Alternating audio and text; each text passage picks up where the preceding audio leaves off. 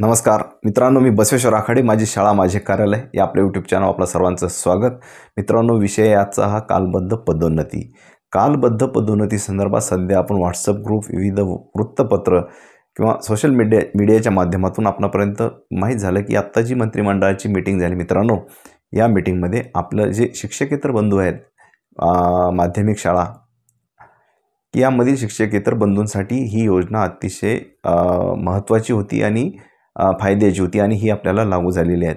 तर मित्रांनो, ही योजना अशी सहजासहजी कालबद्ध काही लागू झालेली नाही. यासाठी अथक जर परिश्रम घेतले असतील तर ते शिक्षकेतरांचे महामंडळाच्या सर्व जे आदरणीय पदाधिकारी आहेत या सर्वांच्या प्रेरणेने, जसं की खांडेकर सरांसोबत जे सहकारी मित्र होते यांच्या प्रयत्नालाच हे यश या ठिकाणी म्हणावं लागेल. ही कालबद्ध योजना मित्रांनो बऱ्याच दिवसापासून त्या ठिकाणी दुर्लक्षित होती असं म्हणायला हरकत नाही. मुळात कालबद्ध योजना जी आहे 1994 पासून जी लागू झाली होती आणि दर 12 वर्षांनी, म्हणजे दर नाही, सेवेतल्या 12 वर्ष पूर्ण झाल्यानंतर पहिली कालबद्ध आपल्याला या ठिकाणी मिळत होती. की या योजनेचा उद्देश असा होता की ज्या कर्मचाऱ्यांना पदोन्नतीच्या संधी उपलब्ध नाहीत, काही काही छोट्या शाळा आहेत की ज्या ठिकाणी एकच पद आहे, त्या ठिकाणी त्या कर्मचाऱ्याला पदोन्नती होत नाही, त्यामुळे त्याचा एक प्रकारे विकास त्या ठिकाणी काय होतो, खुंटतो असं आपण म्हणूयात. परंतु आता पहिली तर आहेच, परंतु आता दुसरी कालबद्ध पदोन्नतीसुद्धा आपल्याला लागू झालेली आहे. या संदर्भानं मला व्हॉट्सअप ग्रुपवर काही प्रश्न होते, यूट्यूब चॅनलच्या कमेंट बॉक्समध्ये काही प्रश्न होते, त्या प्रश्नासंदर्भात आपण पाहूया.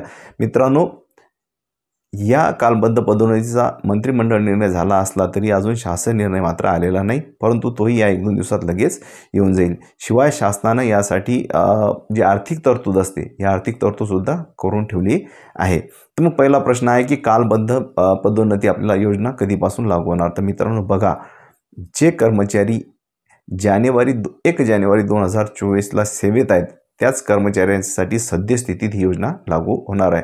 म्हणजे जर 31 डिसेंबर 2023ला जर कोणी सेवानिवृत्त झालं असेल तर त्यांना सद्यस्थितीत ही योजना लागू झालेली नाही, म्हणजे जानेवारी 2024 पासून या योजनेचा लाभ आपणास मिळणार आहे.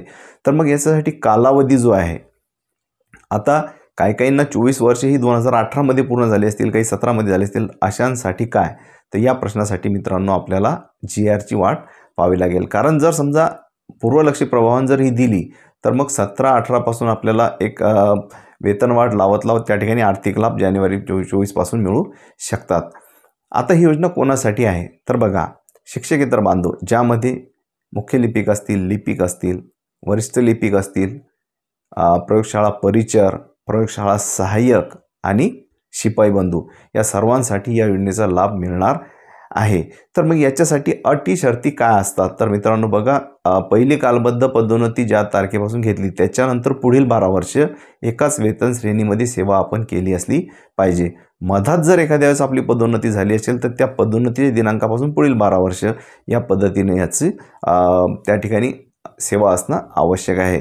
सोबतच मित्रांनो आणखी सांगायचं झाल्यास याचा आर्थिक लाभ जे आहे जानेवारी 24 पासून ते ज्या कालावधीत आपल्याला लागून याचा काय म्हणता येईल त्याला ॲरेससुद्धा आपल्याला भेटू शकतात. याचा बेनिफिट आपल्याला पेन्शनलासुद्धा होणार आहे आणि भविष्यात जर आठवत नाही आला तर त्यालासुद्धा आपण याचा लाभ घेऊ शकणार आहोत.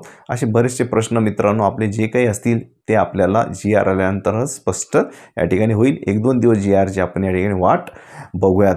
सोबतच मित्रांनो, या कालबद्ध पदोन्नतीवर मी एक मागे व्हिडिओ बनवला होता. बघा, आपल्या स्क्रीनवर जी बॅनर दिसत आहे हा व्हिडिओ तो होता. याची लिंक सोबत डिस्क्रिप्शन बॉक्समध्ये मी दिली आहे, त्या लिंकून तो व्हिडिओसुद्धा तुम्ही पाहू शकता. याबाबत ज्या काही नवीन माहिती येतील, अपडेट्स येतील, ह्या मी तुमच्यापर्यंत पोहोचवणार आहेत. आपण जर चॅनलवर नवीन असाल तर सबस्क्राईब करा व व्हिडिओला लाईक करायला विसरू नका. भेटूया पुन्हा नवीन अपडेट्ससह माझी शाळा माझे कार्यालय या आपल्या यूट्यूब चॅनलवर. धन्यवाद.